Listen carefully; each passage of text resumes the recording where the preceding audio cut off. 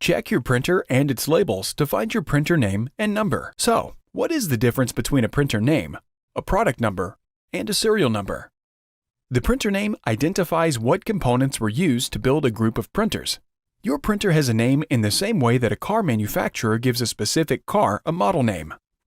The product number identifies your HP printer within a model number series and establishes the region where that printer is sold. The serial number is unique to an individual printer and is used to check warranty information and track the repair history.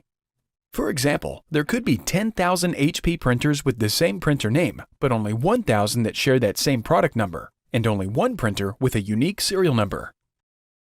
Check the following locations to find the printer name or number. On most printers, the name or number is on the front of the printer, on or next to the printer control panel. On some DeskJet or PhotoSmart printers, the name or number is located on the top of the printer. There are two locations to check for the product and serial number. The most common location is on a label on the back of the printer. The product and serial number are on the same label. On some printers, the label is on the bottom of the printer. Write down the printer name and number and store them in a safe place for future reference.